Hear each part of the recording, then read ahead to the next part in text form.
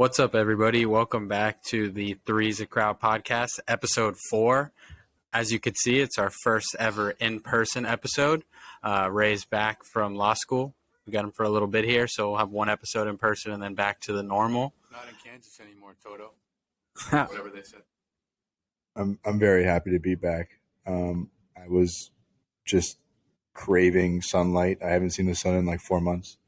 So it's very nice it was nice to exit the airport and feel that humidity that I guess we've complained about our whole lives, but it's really a blessing, man. It really, really is. It's brutal out there in the Midwest. Not a place you want to be, let me tell you. Yeah. Well, we're happy to have Ray back. Today's episode, we're going to be talking about sports, a little World Cup, football, basketball action. We're going to be talking just a little Twitter update and what's going on and a little bit more about that tech industry. And then Nick's going to round us off with a little update on the cigar industry.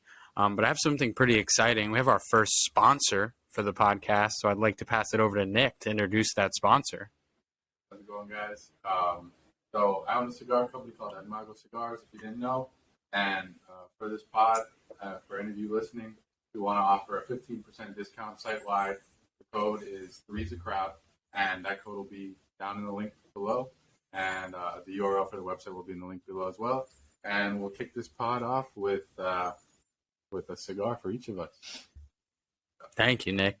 Let me just say that I have been waiting for the day to smoke a cigar on the pod, man. Oh, the Pepe, the box press. I love this one.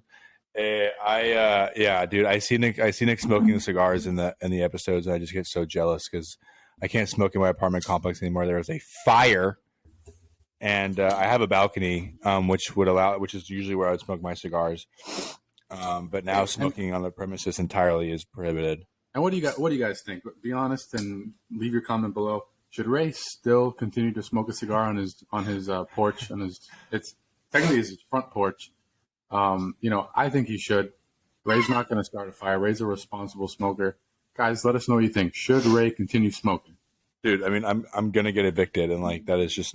But if you guys want to see him smoking on the pod, he's got to do it, right?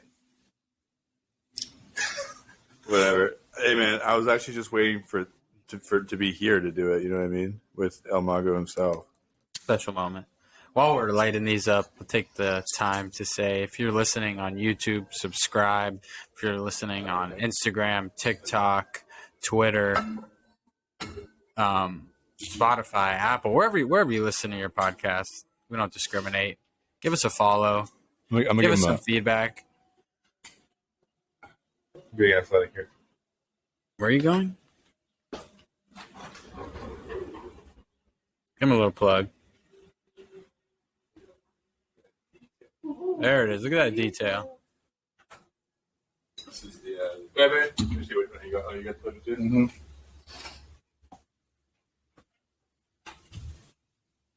This is the Habano. That cigar comes with this too. Oh, love it. Love it. And we got the pass me that Herfordor thing. It's my favorite.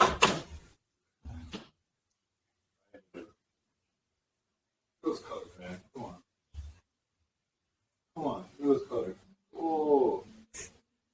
The contrast. For anybody not watching with video, Ray is pressed up against the camera, giving you a little detailed view on the cigar. So if you aren't watching on video, I think you should. With that, I think we should lead off with letting Nick give us a little background, maybe tell us about the company and things like that. Let the viewers kind of understand what they're buying. Sure. So, I created Mago Cigars about close to 2 years ago, and I actually it was a brand that was created as a tribute and as an honor to my grandparents. Who, for those of you who aren't from Miami, there was a building called the Champlain Towers in Surfside, Florida, which is in the general Miami area. And this building collapsed. There's a lot of theories on why it collapsed, but regardless, it collapsed. And unfortunately, my grandparents were in the building. and they passed during the collapse. And so, since my grandfather was from Cuba and smoked cigars his whole life, and then ended up introducing me to cigars here in Miami when I was 16 years old, I decided to make a tribute to my grandparents by creating a cigar company. And I named it El Mago, which in English means wizard or magician. And what I did was I took the first two letters of each of their names, M-A for Maria, G-O for Gonzalo, and I combined them to get El Mago. And as you guys just saw, Ray put the cigar up close. That's an actual picture of my grandparents back in Cuba on the cover of the label. And then in the back, right behind it, right behind the picture of them is a hotel called the James Hotel, which is a hotel that my grandfather bought here in Miami Beach in 1989. And so that's a little background on my cigar brand. And our cigars are Cuban seed cigars, and they're grown and rolled in Esteli is the city in Nicaragua. And we bring them here to Miami, and we smoke them, and we love them. I just want to say that Andres and I were here. I mean, we were all, with Nick throughout this process of him kind of incepting this brand, and the amount of thought and detail that went into these cigars and these labels. Like, it was months and months and months of back and forth, setting designs, getting different blends, trying different cigars. I mean, this brand has been very well thought out, and right now, El Mago's in 5 different states. 6 now. Six different states. Around 50 shops, 50 different shops, and then we sell online as well. And then we're also online on Neptune Cigar, NeptuneCigars.com. And I got to tell you, my number one out of state sales rep is this guy right Ray here. Dorda. Next to me, Ray Dorda. Ray's killing it up in Kansas. Shout out to Kansas, big cigar state, which I didn't know, but they like to smoke some premium tobacco over there in Kansas. Yeah, it's actually like, I figured there could be like a big barrier into selling cigars. You know what I mean? Like, it'd be like very competitive. It would just be like kind of difficult to enter that market. Dude, literally, It's the opposite. It's harder here in Miami. Oh, it's way harder in Miami. Way harder here in Miami. Saturated market. Whereas in Kansas, I show up with a Miami colored cigar, and someone that's kind of. Huh? Game over, kind of. Like, yeah, I mean, like, and someone that isn't like, I'm not the prototypical cigar sales rep, right? Like, I'm not an old guy. Like, I don't have that raspy voice. I don't have like the intellect that someone else would have in the cigar industry. Yet I've been able to sell a good amount of boxes in a couple of months. You know what I mean? So volumes on the product. yeah, I mean, that's also true. I mean, as part of the business, you have to give out samples, and literally every person I give a sample to has bought cigars from me. And I mean, I think that says a lot. Just the immediate feedback, because as Ray just said, and I think a good word for it is that the cigar industry is antiquated, and most of the people within the industry are old and have like endless amounts of money because they've been in a sort of niche business for a very long time, but it's a lucrative business for them, and they're kind of like they're not the best at changing their ways. They're very traditional, and a lot of the people, especially Miami, it's hard for them, and they don't want to respect someone younger. Of course, yeah. And because they feel like whether you don't know what you're doing or you haven't earned respect yet, but that's a big barrier to entry. And then, but it's always worth going through that tough process with certain retailers who kind of want to buck you and want to make you prove yourself. But it's always worth it, because once you get through there, you get to the customers, and the feedback has been phenomenal. People like things that are different, and the tubes, the concept, the story, everything's pretty different. So I like to say that I'm renovating humidors in 2022, bringing some color into the humidors. That is an awesome way to put it for sure. I say we just flip the episode around, and instead of ending with the cigar talk, let's just keep the topic rolling and kind of give us a little update on what's going on in Nicaragua now that you're so involved over there, and maybe some of the industry things that you've been hearing going forward. So there's a potential problem for the cigar industry as a whole, and for people who don't smoke cigars, you may not realize it, but people smoke a lot of cigars. A lot of cigars are imported. A lot of cigars are smoked. Over 100 million cigars are imported from Nicaragua every quarter. So, I mean, we're talking about close to 500 million cigars are imported every year from Nicaragua. And Nicaragua,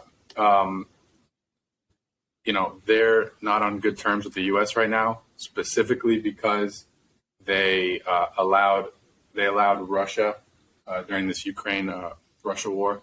They allowed Russia to put some equipment and some gear on their land in their country, and the U.S. didn't take to that very kindly. And the U.S. is considering banning potentially all, but many imports by June of next year from Nicaragua, and they've already significantly increased the import tax on sugar from Nicaragua. So that may be like a little bit of a cripple to the cigar industry temporarily, because a lot of the really big companies operate there, specifically out of Esteli is the city. So a lot of, if that does end up happening where the U.S. kind of shuts Nicaragua down, you're going to see a lot of people start going to Honduras or going to the Dominican Republic. Maybe some people will go to Ecuador. I was going to say, is there a way to circumvent that? Like, can you still grow in Nicaragua and then have it imported through Honduras? Right. Can you do that? And that's the other thing that I spoke about with my partner in the business.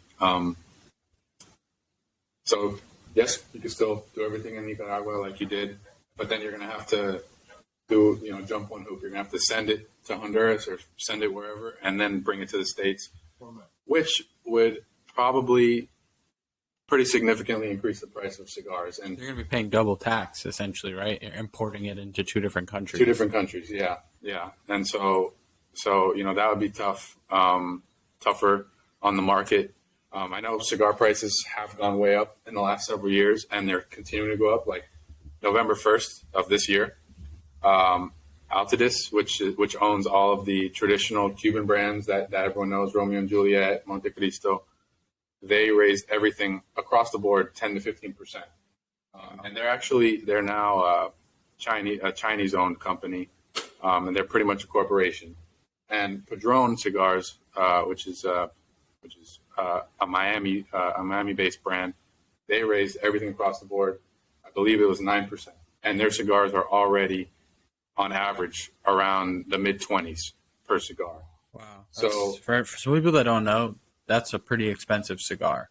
The majority of cigars are anywhere from, I would say, $8 to $15. Yeah, it's a pretty good range. Right around there. Yeah.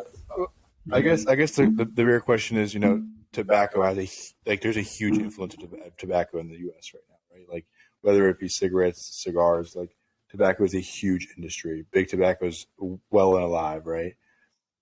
Do you think that just outright banning any imports from Nicaragua is like a feasible option?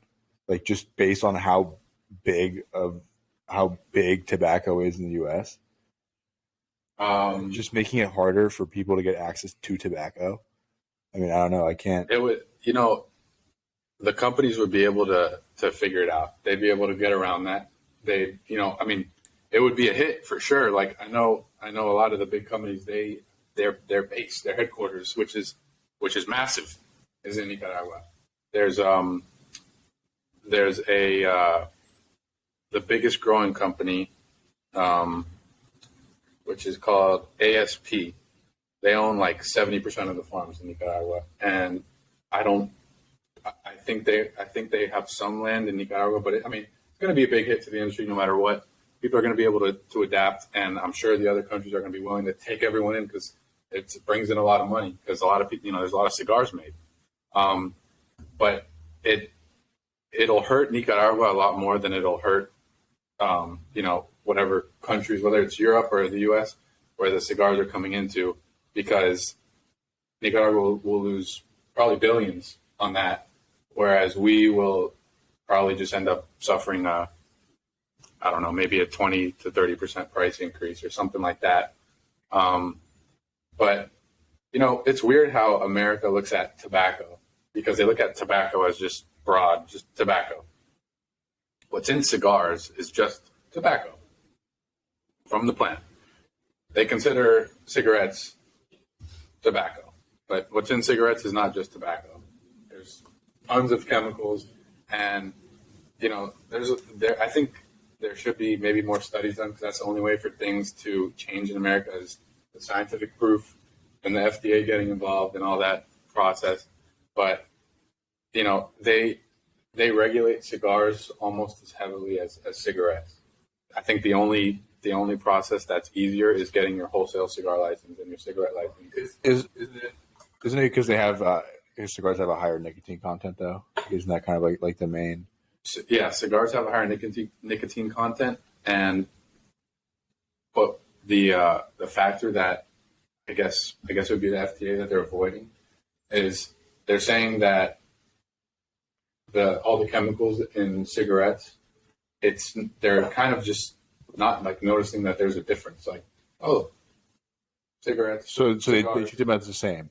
Right, treating them as the same, where it's not like, not a lot of people get illnesses from smoking cigars because you cannot inhale a cigar. Unless you're a real serious smoker. Unless you like to throw up every day. But cigars aren't inhaled, so even though they have a higher nicotine concentration, it's not absorbed into your body as much. And I guess we could look at scientific data and all this, but in my opinion, what is the real cancer-causing thing is all the chemicals in cigarettes, rather than the tobacco and the nicotine, because tobacco's been around for thousands of years, and in ritualistic medicine and all that.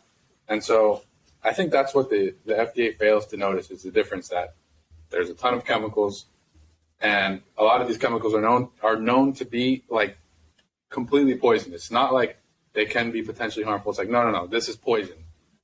So I think that differentiation needs to be made, and I think that would kind of ease up some things in the cigar industry. And the last thing I want to touch on is piggybacking on that is how regulated promotion of cigars are. Yeah. So everyone knows everyone in the cigar industry, and maybe in anything, I don't know, people that like classy vibes, classy things, know about cigar aficionado. Yeah. And it's like don't quote me on this, but it's a ridiculous price to promote with them. It's like $75,000 right around there for half a page. It's like $125,000 for a full page, and like $250,000 for 2 pages. And this is only in like 3 or 4 editions of the magazine for 1 page. And this is the way that many of the big guys promote their cigars, because you can't promote on any social media or Google or anything like that, because it's considered the same thing as a cigarette. It's just tobacco. It's broadly tobacco. Yeah. And so I'd like to see more studies done on the health effects of cigars, because I think it's the best form of smoking we have today. Yeah, and just to touch on what Nick was kind of talking about there, he was referring to when you're running ads, like when you're getting these ads online, like when it comes to Facebook, Google, you're seeing all of these things pop up. It's not just random. It's because, like, if you haven't noticed, it's all of your interests. And there are laws against promoting tobacco and putting it in front of customers because they consider it a high-risk product. So that's a hurdle in his field that he's having to deal with. It's not just like any other brand where, hey, I've got a ton of money, let's put a cool design on something and we're going to put 100,000 into ads and we'll sell it. We might not be profitable, but we'll still funnel in a lot of customers and move product and stuff like that. Nick's having to find different ways to push the product uniquely with word of mouth, hustle, and things like that, which make it a lot harder for him just because he doesn't have $75,000 to run an ad in this article at 24 years old, just starting a new company. And not to mention, running that ad will get your cigar, right, placed in that magazine. And that magazine will end up in probably every cigar shop in the nation. But does it mean that the stores are going to start calling you and putting in orders? No. And that's a good point though, because you could sell cigars to however many shops that you want, right? But if the person behind the counter is not in love with your cigar, is not in love with you as an owner, not in love with the story, they're not going to push your cigar. Consumers are not going to buy it. They're not going to reorder, right? So like a lot of what I do, of what I've done rather, is building that personal connection because of the size of the brand. Like you can't do the $75,000 ads. You can't do the, like, you know what I mean? Like you can't really advertise in this in a traditional way. You can't really market in a traditional way. So like when I'm going and I'm selling cigars to XYZ in Kansas City, I'm sitting there, I'm asking about his family. I'm asking him, like where'd you grow up? Like, where'd you do this? Like, this is a story. This is why we're doing this. Please try the cigar. Let me know what you think. And that way, you're building that connection. He wants to sell the cigars for you. He believes in the brand. You know what I mean? And I've actually been told that the tubes are sexy. So, you know what I mean? Not only do they fall in love with, the product itself, but they fall in love with you as a person, your brand, and they want to help you out. And I think that's really, really important at this stage of the brand. Dude, and I think the nicest thing is when you go into a shop and the owner or the manager or whoever's there, where they feel like an extension of their customer, where they actually care about what you're doing as a whole instead of just the business aspect, the dollars. And because, when an owner is an extension of their customer, I think that's when the result is always the best. They end up selling more, which is what they want in the first place. And then their customers build an appreciation for the product and what goes into it. And so, it's, like you said, that's really rewarding when you get to actually talk to someone like they're a friend or like they're someone who's just honestly curious about what you've built and they want to know, whereas sometimes I have to go into a shop and I have to kind of, in a way, throw the things I care about out the window. You have to prove yourself. You have to sit there and prove yourself. Right, because people are just looking at the design. Okay, people will buy that. Okay, what's the price? There's your business guys that are like that, and it's not as fun, but it's kind of something that you have to do because it's going to be rewarding when it gets to the end, to the customer, who's going to be the one who appreciates it. So it's been a fun journey. It's been a good time. Downs, but I've learned so much. It's awesome. Yeah. And just to toss it in for anybody who has a business or wants to start a business, this is a perfect example of you don't need all of this crazy money to go in and run these advertisements. Sometimes just bootstrapping it and going store to store like Nick does will work. Dude, Nick does this every single day. Yeah. And if you're putting out a quality product, which so many people fail to do, they're so quick to just run over a bunch of hurdles and go just put something in the market without putting time. We watched Nick spend 5+ months on the designs, the colors, the scheme, the labeling, the product. And it shows when you get the product in hand and you see the tubes and the boxes, and it shows in the volume of sales that he's been able to do just going store to store and having these repeat customers. So if you're interested in starting a business and wanting to get out there, don't be discouraged thinking that you need tons of money. Focus on the product, build something that you enjoy, and go out and just hustle. Don't quit after a month or 2 months. Nick's been at it almost a year now, nonstop, and he can speak for himself, but as somebody who's usually around him most of the time, you just see the constant growth and the hard work paying itself off, which is extremely rewarding. So don't be discouraged. Go out there, try your best, focus on the product, and you will be rewarded for your hard work. I mean, I will say I don't know what I was expecting when how your business would function. You know what I mean? Like I don't know how I saw. Like I definitely didn't see you going store to store every single day, and like that is wildly impressive to me. That you wake up every single day and you find a new place to sell your cigar. Like that is wildly impressive to me. Like I don't like that takes so much grit, dude. Like just like because people don't handle rejection well, they don't, and then you become discouraged when you do. But it also builds character. Yeah, you can't take it personally. You can't. Everything's a business, dude, and it's like I am so impressed by Nick. I don't know what it is. I'm like, dude, this guy's getting up every day. He's grinding. He's grinding. Like everyone gets up every day. They're grinding, man. All the boys are grinding every day. Yeah, it's inspirational. And I'll end the topic with something funny. So sometimes you get the runaround from a guy, and it's usually the guy who's not in charge. Oh boy. It's usually the guy who's not in charge. So I had a guy tell me, hey, leave me a sample. And sometimes there's guys that they want you to leave like a lot of samples because they want free cigars, and they don't really intend on, returning any type of promise for those free cigars. And so it's awesome because I did everything that I was asked. I got in connection with this guy, and I left him a cigar at the shop. I drove 60 miles to him, gave it to him. It was it was a very nice first impression. We hit it off great. And he said, we're going to get the cigars within the next couple weeks. Well, I'm just going to fast forward to like 2.5 months later, where I was getting my leg pulled, and then I needed to end up bringing more samples and more samples.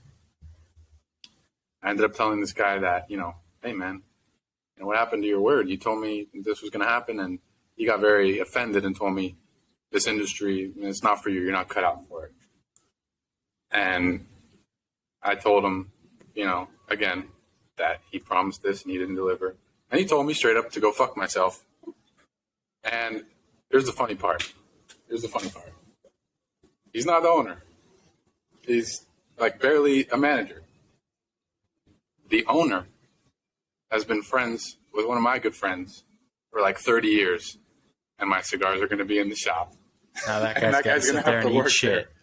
That guy's going to have to sit there and sell that cigar now. He's going to sit there and be like, oh, what do you think about these cigars? No. They're awful. Everything comes around full circle. That's what at least I've learned. Somehow everything ends up coming around. Well, I mean, I'm the only one here that has not started a business. I've started businesses, multiple businesses, successful businesses. But you're on the ground with sales.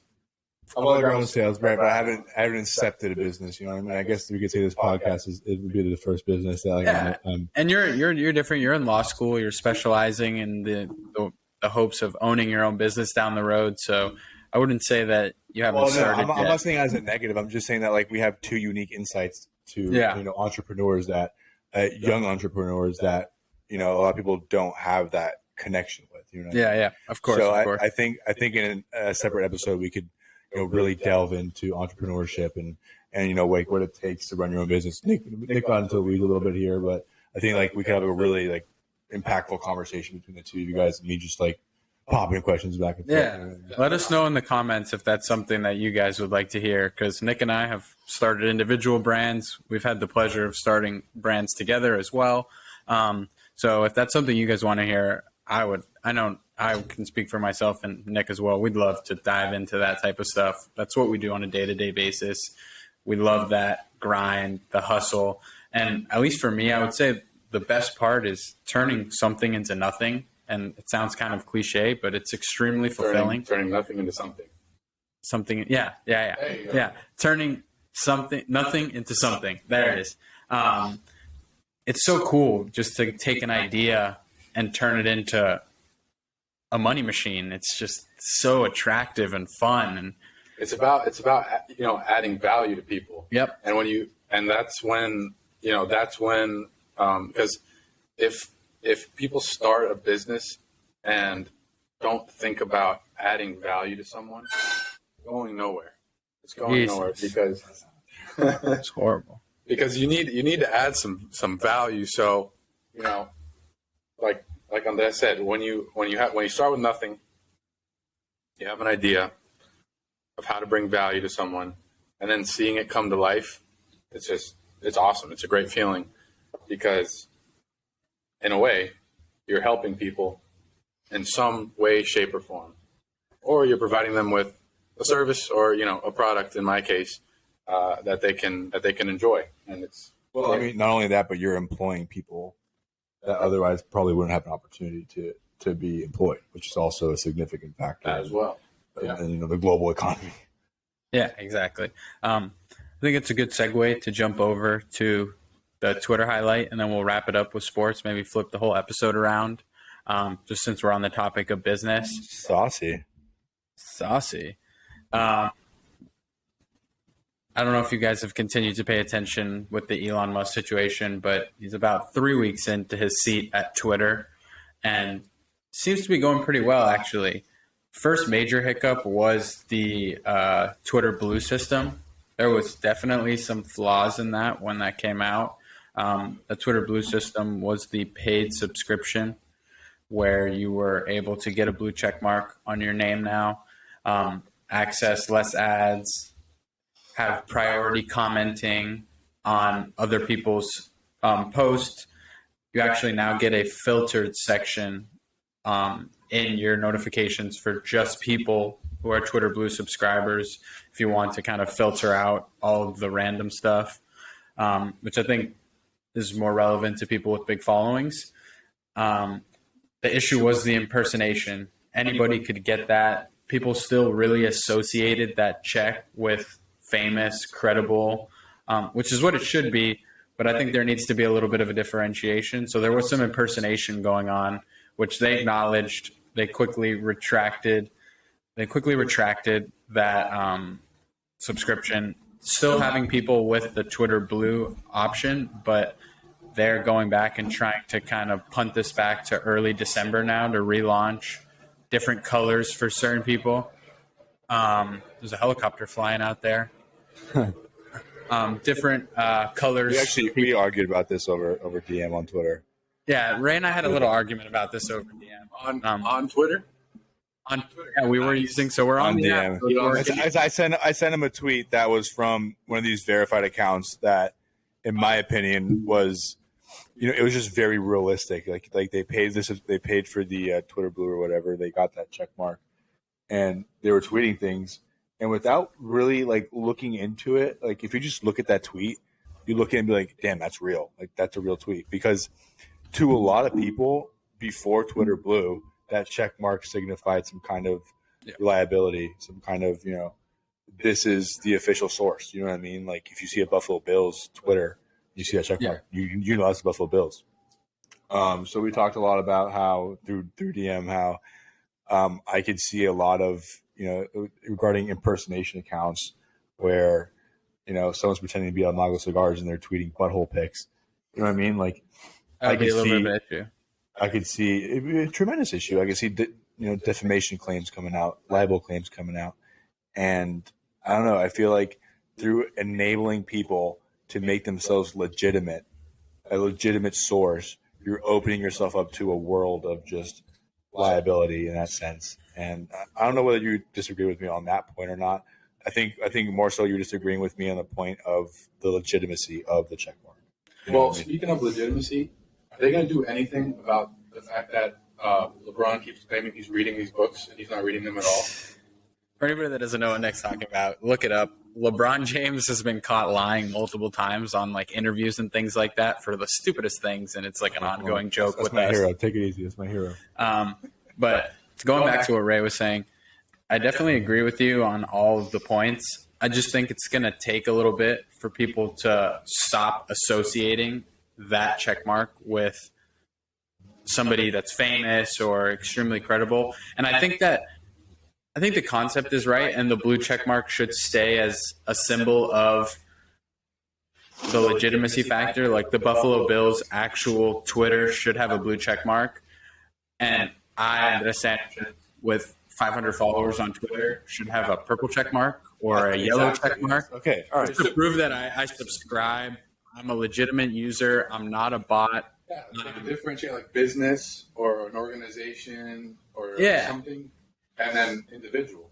Exactly, and I think that's what Elon has in mind, and he's hinted a little bit on it. And I do think that this is going to end up working out. It's just going to take a little time, and they've definitely showed the public that they're working on it, because they pushed the date back twice now, not being interested in releasing it till it's 100% working, because they got quick backlash, which I think is good that they were quick to take it off and understand what was going wrong and not try and be like, screw it, we're right, like let's keep pushing through. It shows that they care and they are trying to make it work. And with that, Elon did allow Trump back on the platform, which After a poll, 15 million votes. Here's the thing about the poll that I love. I think it was actually 17 17 million in 24 hours. 17 million in 24 hours. I mean, polls cut off after like 24 hours, so it could have been much more than that. But like, it was either 15 or 17 million people that voted within that 24-hour period, which is nuts. And everybody was really quick to say, like, did Elon really just use a poll on Twitter to allow him back on? Like, what happened to the whole governance? And people weren't looking at the big picture. He was going to bring him back no matter what, because he was very adamant on giving somebody a chance if they technically hadn't broken any laws. And after that issue that happened on January 6th, he hadn't done anything in the 2 years prior.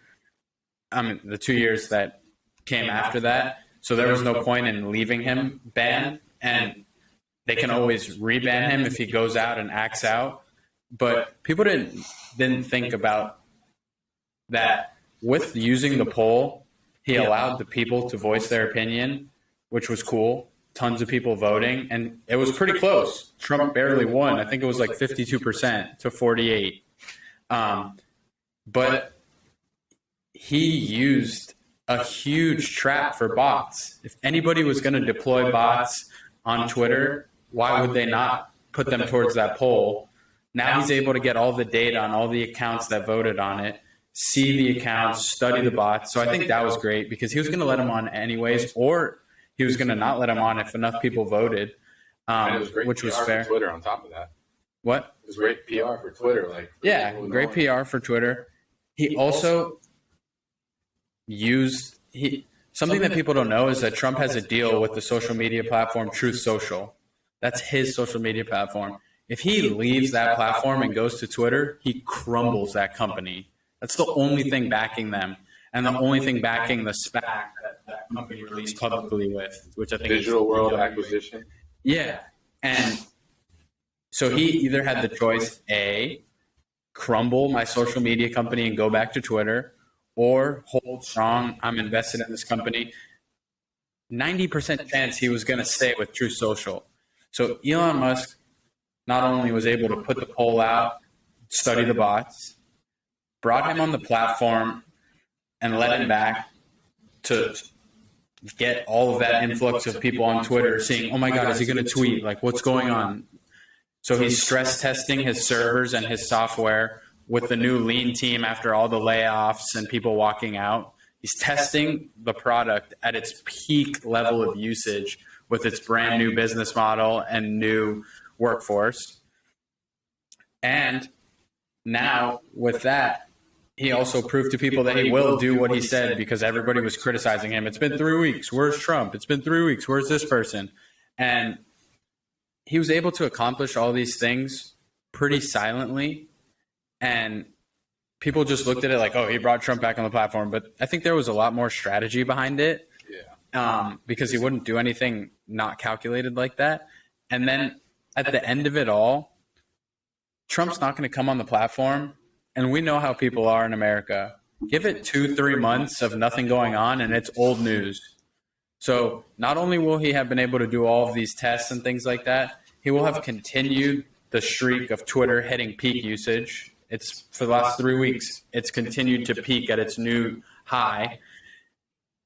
He's going to have no effect in the next 3 months because everybody will be back that wasn't there because they're like, why am I not going to use it? And then all of these companies that are pulling out on advertising, some have already come back. Like I think CBS was back in like 3 days after saying they're not on. If he's confident in his product, all of these companies will be forced to use Twitter if it's a good quality product because competition is competition.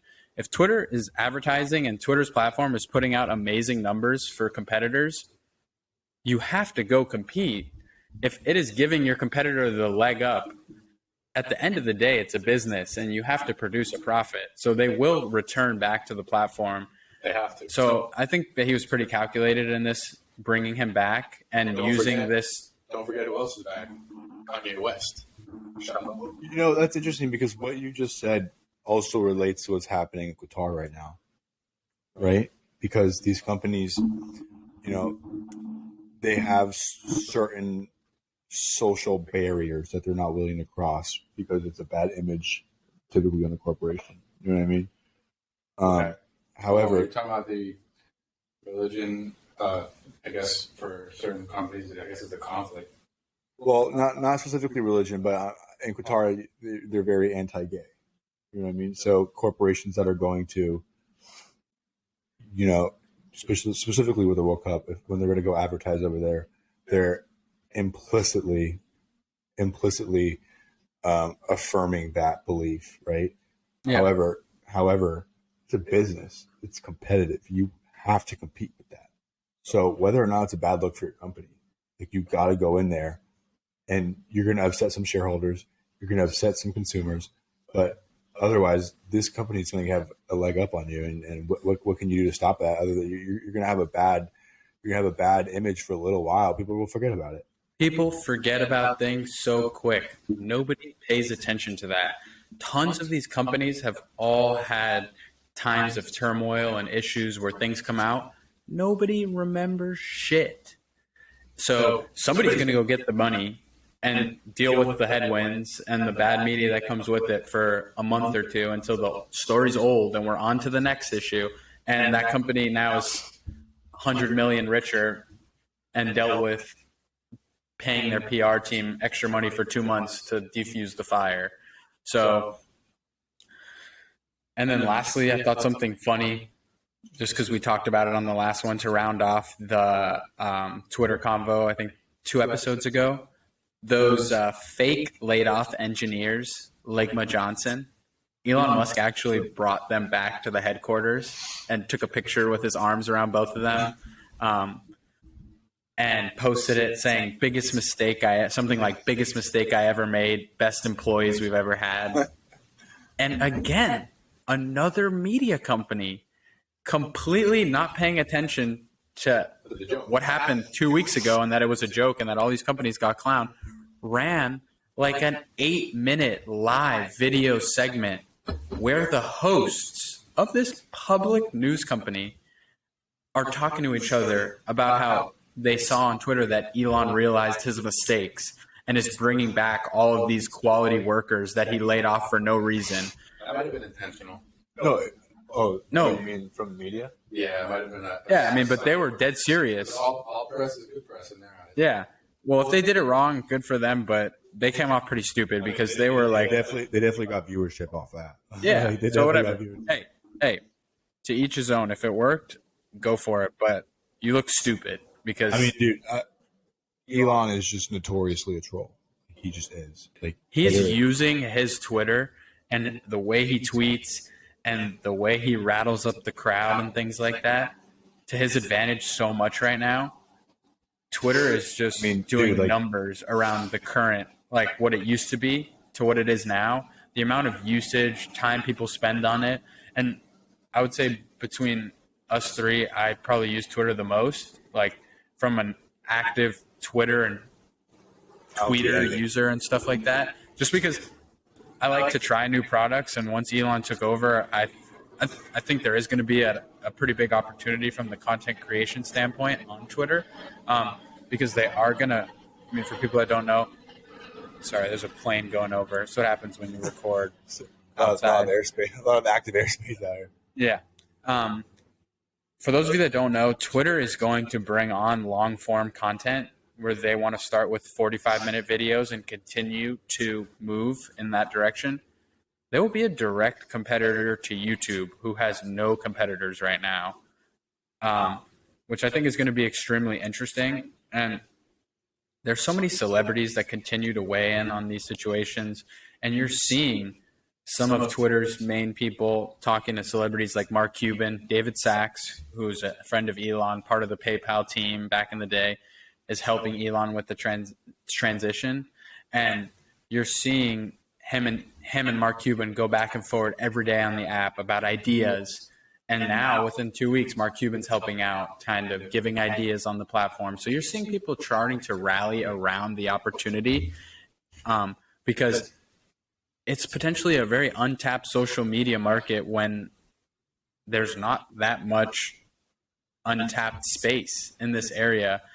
And the biggest companies in the world all have some type of element of content creation, video streaming, that type of thing. So I think people should take note, and if you like the platform, use it and start to get antiquated with the new features. And just off of personal experience with what I was saying to last point here from the Twitter Blue about it allowing, if I pay for Twitter Blue, it gives me a better chance to get in touch with a high up person in my field, somebody with a big following, networking and branding and stuff like that. My favorite podcast personally is the All In podcast. I think it's amazing. And the host, Jason Kalakanakis, J-Cal, tweets a lot. He uses Twitter a lot. And I like his tweets. So I comment on certain things. 1 week into having the Twitter, and he has like 700,000 followers on Twitter.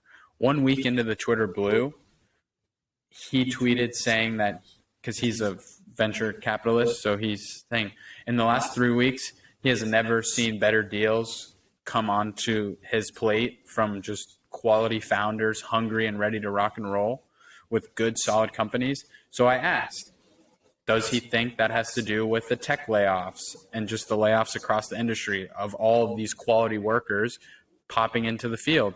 And he responded and reached back out and gave me his 4 or 5 points. And I think that definitely had to do with me being verified and him seeing me in that special mention section. So we're definitely going to keep you guys up to date on Twitter and its situation and how it's kind of going. But I think that it is personally heading in the right direction. And the platform, I think it's going to shock some people how quickly, because Elon's been able to slash costs, get ready to head towards profitability while implementing tons of different features and areas all within 3 weeks. So I think it's going to be interesting. I think this shows something. This whole Twitter situation shows something about capitalism as a whole. So it took Elon, what was it, like 50 billion? What was the deal? 55 billion? 44 billion. So it took him 44 billion to break into a market where there's not a lot of competition as far as like options out there. Like there's literally, when you think of social media, man, I think it's like one handful of people you think of companies you think of. Yeah. That's because they hold so much power at that level that in order to break in, it takes that much money.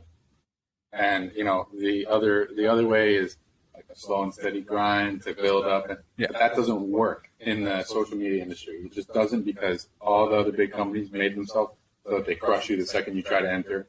Unless you're Elon Musk, you have the 44 billion, and also you have great ideas. And so, it says a lot because, like you just said, YouTube doesn't have any competitors. None. Why? Because they're so big. Nobody can get close to them. But Elon, it's going to be interesting to see, because if there's someone that can get close to them, it's Elon. From a legal perspective, I think it's really interesting on regarding Twitter Blue. I saw, because Twitter Blue lets you post clips of like videos of like pretty significant length, right? Like you could post like that's the thing. You're going to be able to post up to 45 minutes. I don't think that's confirmed yet, but you've already got additional time than before. Dude, I was on my timeline the other day. Someone had Twitter Blue. There was a full 10-minute episode of SpongeBob, like from start to finish. I mean, not nice. That is outright copyright infringement. Like they are going to get sued for that. Like if they continue to do that, if they continue those practices, if they don't moderate that correctly and they don't like prohibit that kind of stuff from happening, they will get sued, and like it'll be a significant problem for them continuously over and over again. I'm taking intellectual property right now, and I can tell you that is textbook copyright infringement. Like without not nice, SpongeBob's awesome. So like nice. SpongeBob is awesome. It was a good episode too. I watched it. I watched it on there, so I guess I'm complicit in that. But it was it. I can see that being a potential problem where, I mean, YouTube is constantly litigation for copyright infringement. They allow people to post full length movies on their platform that sometimes are not regulated, and that costs them a lot of money, a lot of money. I know of litigation going on with YouTube right now that it's just this airspace is nuts today, man. Since we're by the sea, it's that aerial view. I know YouTube dishes up billions of dollars in copyright claims. And if Twitter is subject to that same thing, Twitter Blue could really be hurting Twitter overall more than it would be helping it, I think. Yeah, I think there's going to be, just to round it off and move to the next topic, I think there's going to be a lot of hiccups, and that's normal, especially when you're bringing a completely new product to market. So I think that they're going to be fine. I think they're going to obviously deal with the headaches and things like this that we're talking about. But in the long term, I think it's going to be a really good platform. I think it's extremely unique. I don't think they have any competitor right now when it comes to just the ability to post how you feel in real time, get news, communicate with people you probably never had a chance to talk to, and kind of be this town hall, this social network of knowledge and opportunity. Because, like I said, I reached out to this guy who I probably would not have gotten an answer in DM or been that annoying person that pesters him daily with, hey, how you doing? Reach out. Hey, what's up? I just tweeted my thought on what he said, and we had a conversation quickly on the app, which I think is extremely unique because you do have that ability to constantly be able to communicate with these people and gain this knowledge and possibly set yourself up with opportunities you didn't have before. With that, we'll kind of just wrap up and we'll keep updating you guys along the way and kind of end this thing with letting Ray give us a little round off on sports. All right. Some interesting topics, I think. I mean, I want to talk a little bit about the intersect between law and sports. I think that's kind of an interesting topic. And most people, it kind of raises some eyebrows a little bit. Reluctantly, I'm going to talk about the World Cup. I'm not a soccer fan, but I do realize how worldwide soccer is. So, I mean, I have to mention it. Basketball, I honestly have not been paying attention to basketball at all, dude. Yeah. That's fine. Not even close. I know the Heat are not playing at the beginning of the season. I know the Heat have a negative record. They just lost to the Timberwolves. What's the latest on rowing? On who? The rowing classics. The growing classics, yeah, same as the field hockey. Football, Dolphins at the top of the AFC East. Hey, first episode, we can't give you all a little fins up because it was a bye week. I'll put it up. Number 2 seed in the playoffs for this week. Super happy about it. This is super random, but my dad wants to be on the podcast.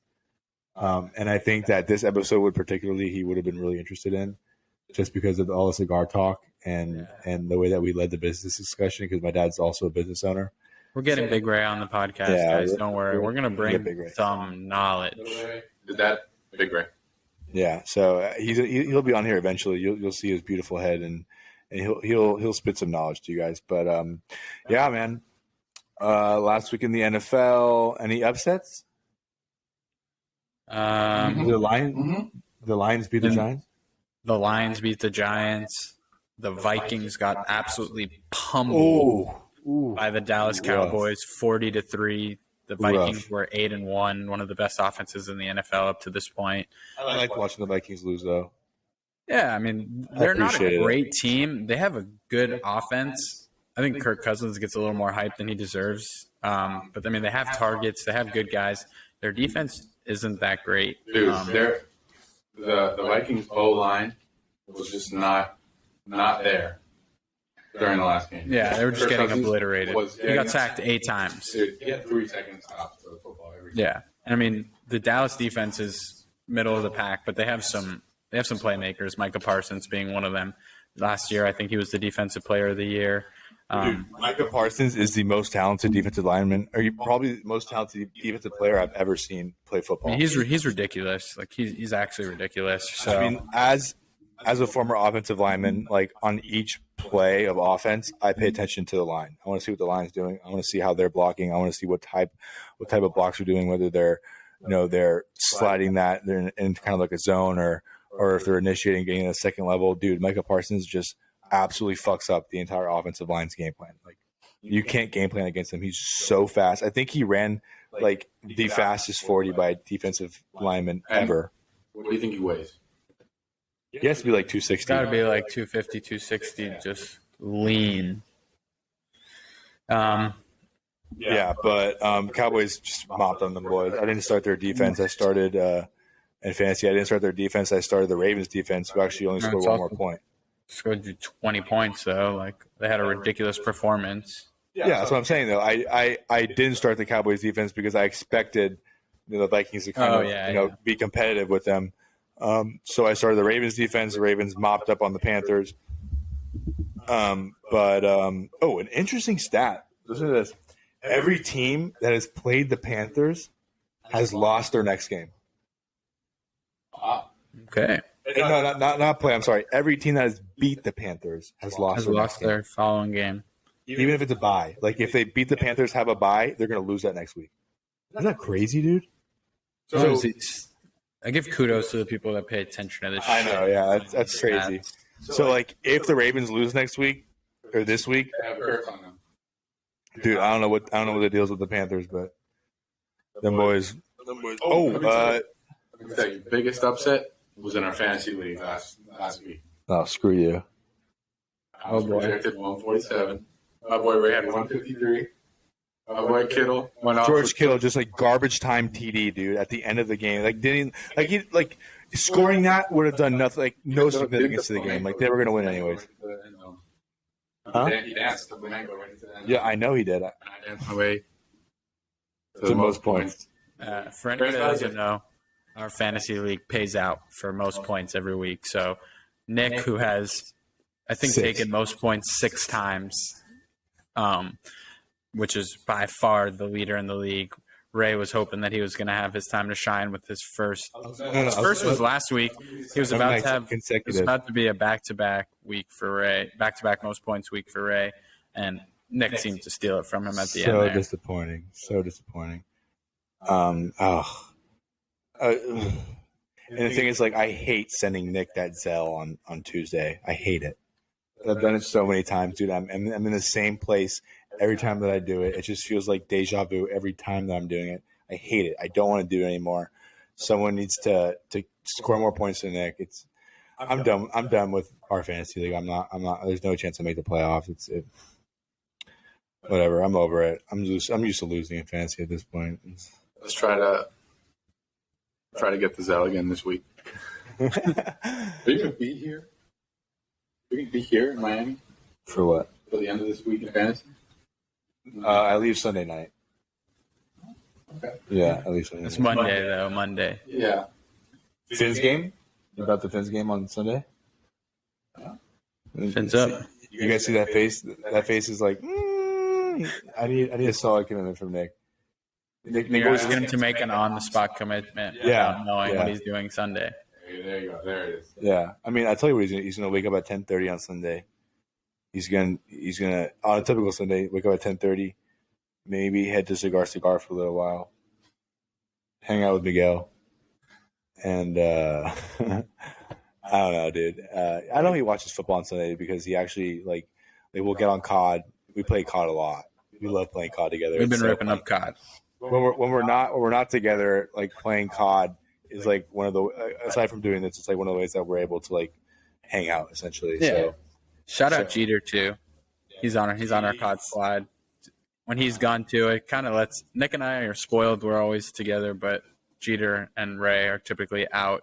And Ray are our mobile members. Our mobile members of the team. Puerto Rico, in Boston, yeah. yeah. The best thing was me talking Jeter into buying a gaming laptop for Amazon Prime Day. It's And the best purchase he's made. yeah, he said it is. He said it is. He gets to play everywhere with us now because he's always on the road.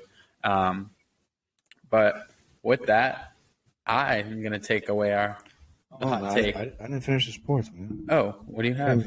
Oh my god. Oh, my God. What other sport do you have? This guy's cutting me off. You said you're done in fantasy. I said I want to talk about the World Cup. U.S. played Wales. They We tied. So now they're playing England, which is probably going to be an L. That was rough.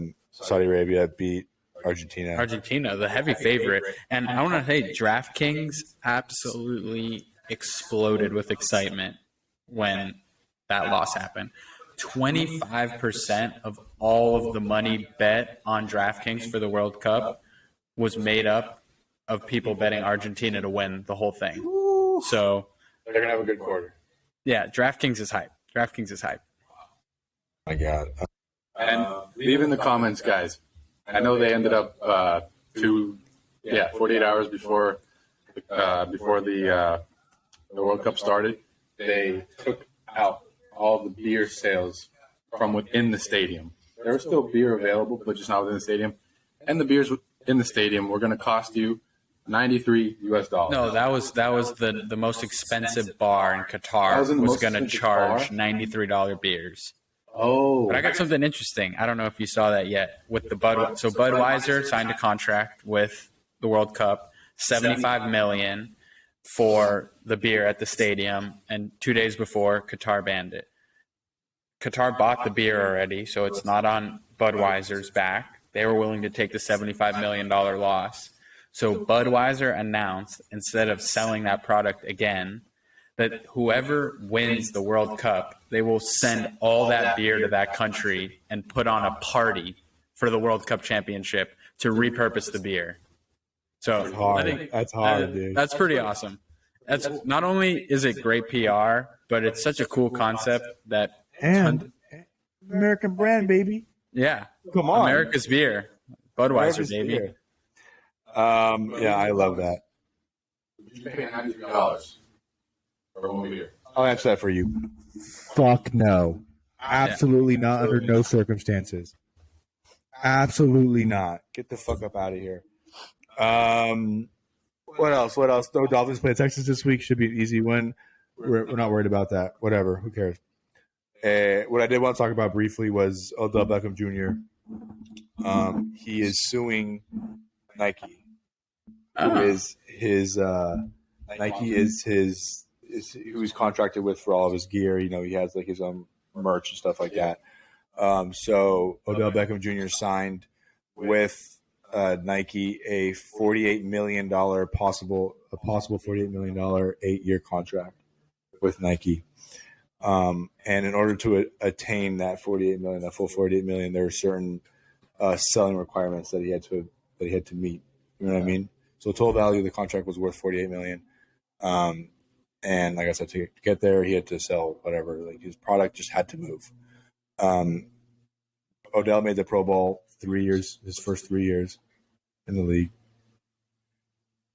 Didn't make it after that. You know, he got hurt, went to the Browns, went to LA, and now he's claiming a breach of the covenant of good faith on his contract because he's alleging that Nike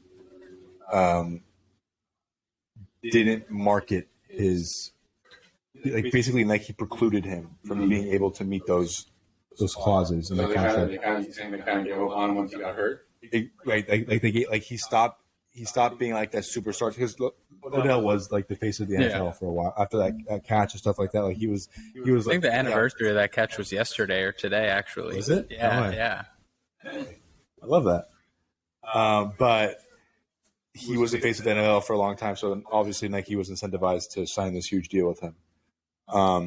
And ever since then, I guess his play has, in a way, declined. Like he's not the same level of superstar that he previously was. So Nike, I guess he's alleging that they just were not marketing his product, and that precluded him from being able to meet those things. So he's suing Nike for $20 million in Oregon State court. That's crazy.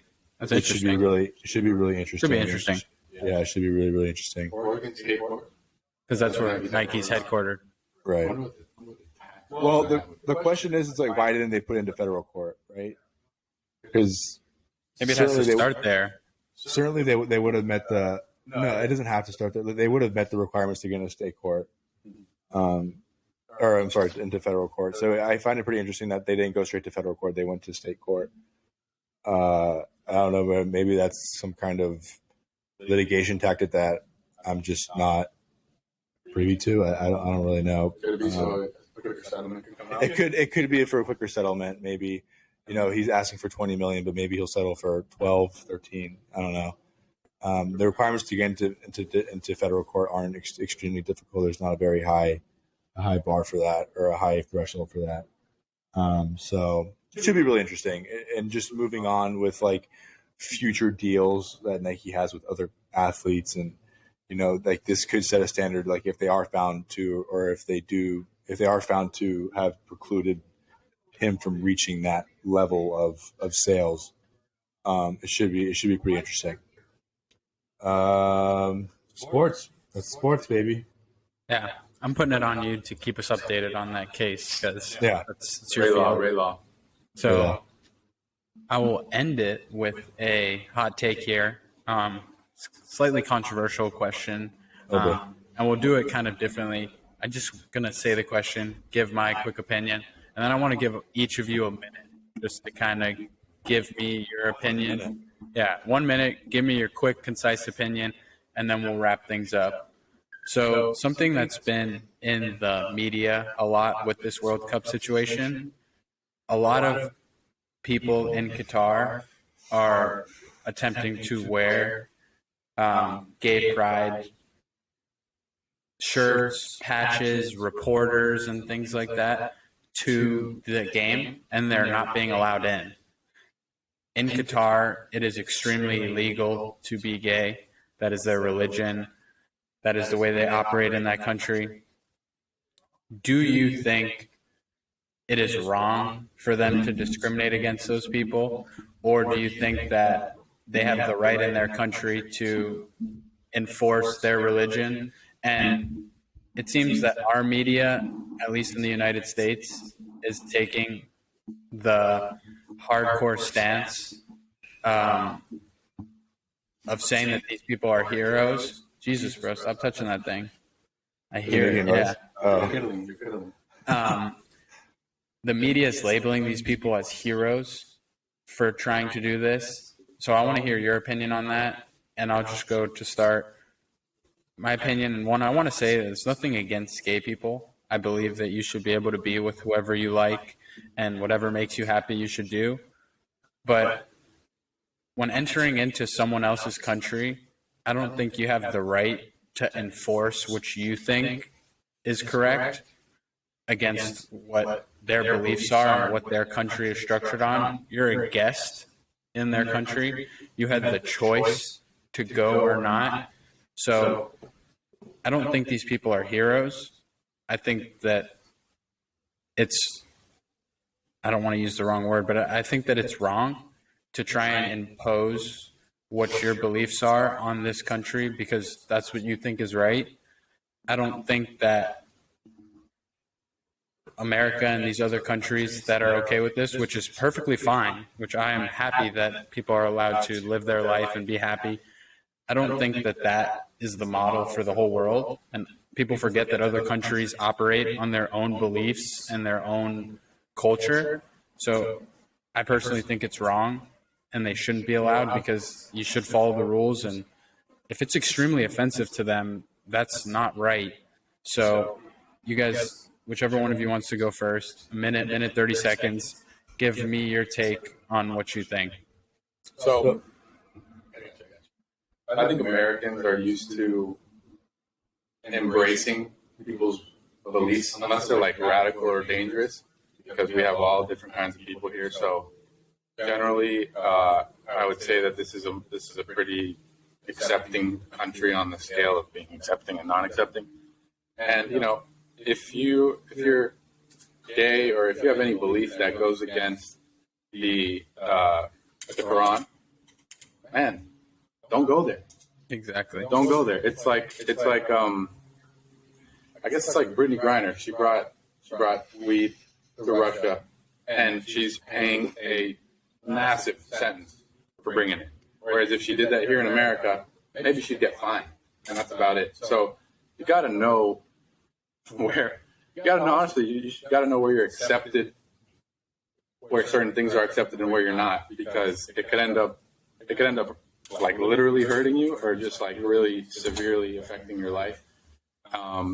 And when it comes to religion, this is a very old faith, right? Just like most religions, they've been the laws of the religion or the beliefs have been set for years and years and years and years. So, to try to like forcefully change something that's so ingrained in the culture, I don't think it's totally safe, and I don't think it's the smartest either. And I really think you gotta.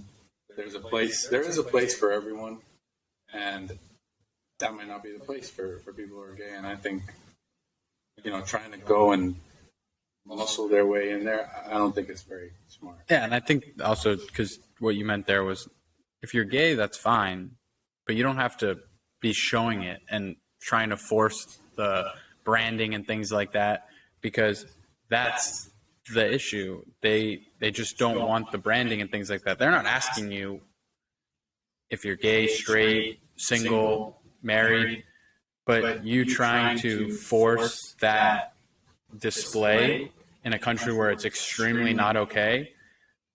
I think that's where the issue is, because I don't want you to come off and say that it's not a place for you if you're gay, because it is. If you're there, like, you can be a fan and be there, but be respectful of. And the thing is, most of the people that are going there, they, number one, they probably don't want to live there and have no plans to move there. Number two, they probably can't live there. Yeah. Like, it's hard to get citizenship in certain places in the Middle East, and it's kind of just like again, they're trying to muscle their beliefs in, and when they have no intention of really going there much. Yeah. This is just for this event, and they probably are, I don't know, from the States or maybe from Europe or something. Like, I don't know. Yeah. All right. I think it's not worth it. We'll pass it over to Ray to wrap us up. I certainly understand the sentiment behind it, right? Like, injustice anywhere is injustice everywhere. So people see this as an injustice, and they're attempting to rectify it through, using their active voice, using methods of some kind of social platform to show that this is a wrong. I think it's important to recognize that you are an invited guest to this country. You're not going to go to North Korea and tout an American flag. You're not going to go to Iraq and wear a shirt with George Bush on it. You know what I mean? Unless your goal is to be as controversial as possible and not get like. I mean, the thing is, you need exactly like.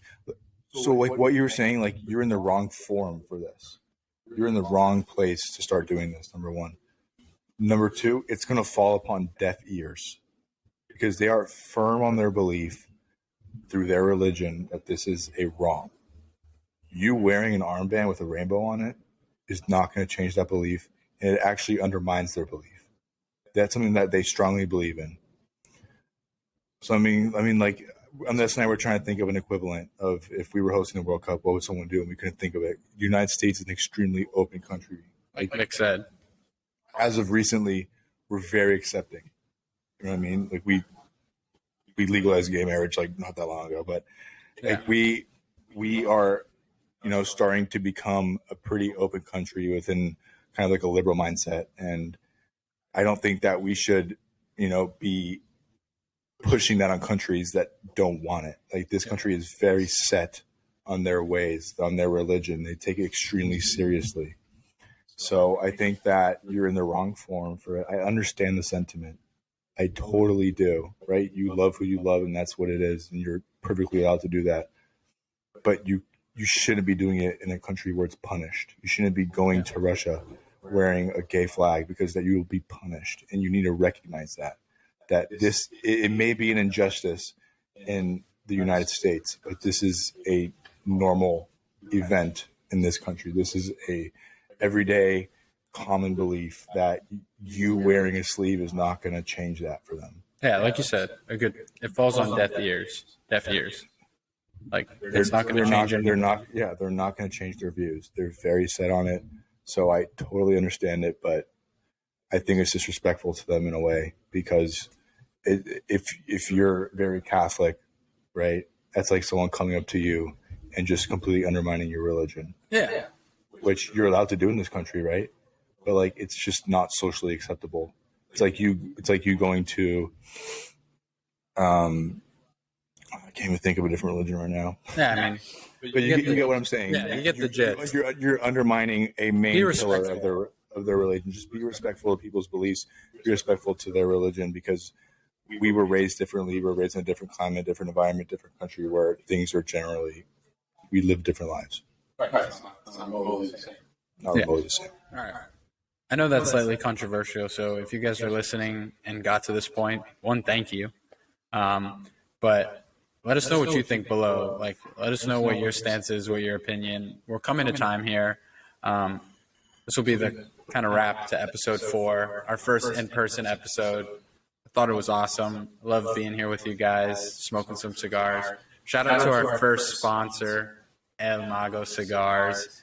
Hit the website, use the code 3's a crowd, read the story, enjoy the brand. I think you really will enjoy it. Any last words from you guys to wrap it up here? I am elated to be here. I missed you guys. I can't wait to feast in a little Friendsgiving and play some football tomorrow, baby. Yep. We're participating in Turkey Bowl, and we're going to fucking win. And that's it. That's it, guys. Thank you.